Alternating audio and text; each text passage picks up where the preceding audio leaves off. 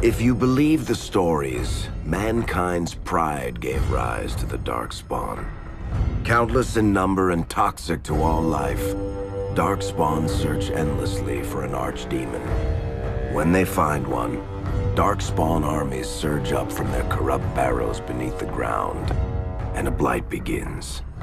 Grey Wardens are the only warriors capable of destroying an archdemon, and history always honors the one who sacrifices all to kill the beast. In the fifth Blight, the Warden was the hero of Ferelden. Youngest child of Ferelden's powerful Terran Cousland. Betrayal saw the Cousland's ancestral castle burn, and the Terran and his wife slain. Duncan, a Grey Warden, helped the young noble escape to a new life with the Wardens.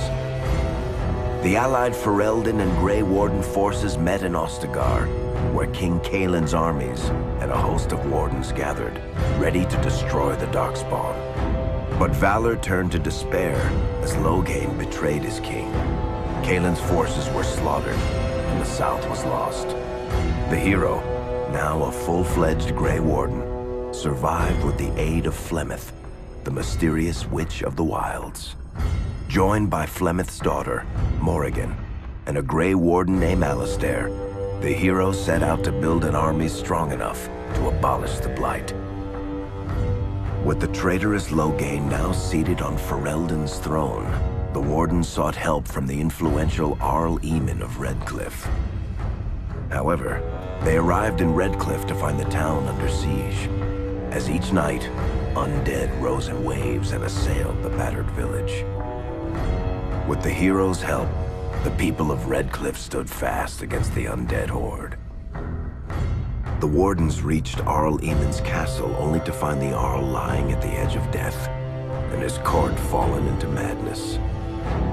To save his father's life, Eamon's young son, Connor, had made a deal with a demon, and quickly fallen victim to its possession.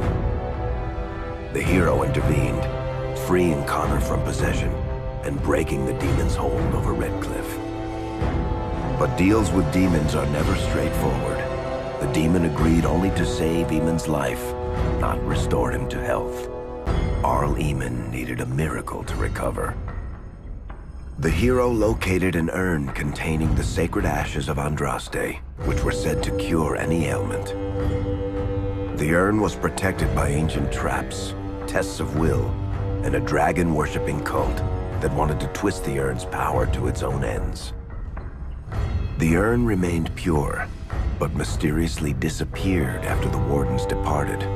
Only the temple dedicated to it still stands. With a pinch of the ashes, the hero restored the Arl to health.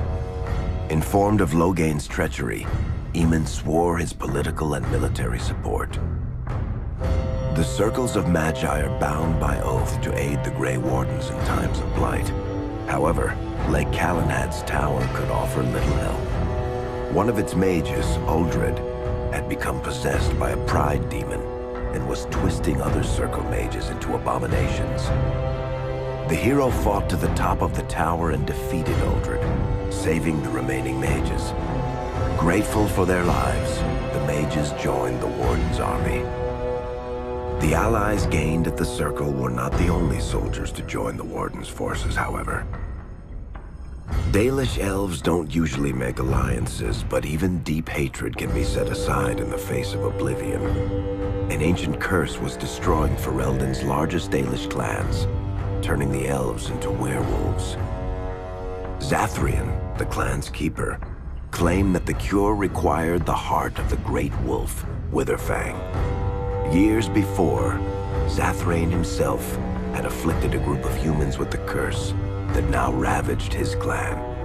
As long as he lived, the curse endured. The hero freed the werewolves from the long-standing curse, and the Dalish joined the Warden's forces. Blights may happen hundreds of years apart, but the dwarves who live below the surface of Thedas fight Darkspawn every day.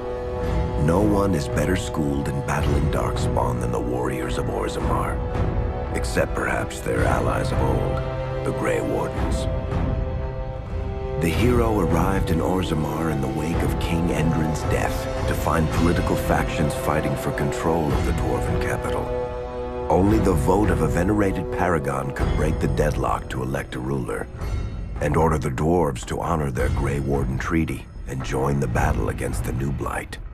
The hero set off to find a paragon named Branka, who had disappeared into the Deep Roads in search of a legendary artifact, the Anvil of the Void, created by the renowned smith Caridin to forge mighty war golems. The hero helped Caridin destroy the Anvil of the Void, along with the dark secrets that could trap a living soul inside a mechanical construct. The hero emerged from the Deep Roads with a master-forged crown to bestow the Paragon's favor upon whichever rival candidate would be crowned king. Balin, the youngest son of King Endrin who was suspected of foul play, or Haramond, the aging traditionalist backed by the Dwarven Assembly. Balin followed his father to the throne. He leads with a ruthless but progressive hand, seeking to re-establish ties to the surface kingdoms. With Dwarden's strength now bolstering the Warden's army, the hero had to deal with Loghain, so Ferelden could stand unified against the Darkspawn, before the Blight swallowed the world. The kingdom of Ferelden stood divided. While some nobles supported Loghain's regency, others condemned his inaction against the Darkspawn. Civil war brewed, and Arl Eamon called a landsmeet in hopes of curtailing the conflict and removing Loghain from the throne. Loghain was found guilty of treason, and the hero carried out his execution in Denerim's palace.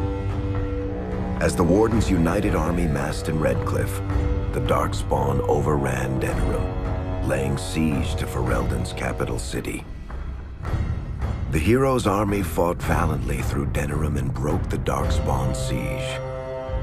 On Fort Dracon's highest tower, the hero's strongest allies fought alongside the Warden in a final heroic battle against the massive Archdemon.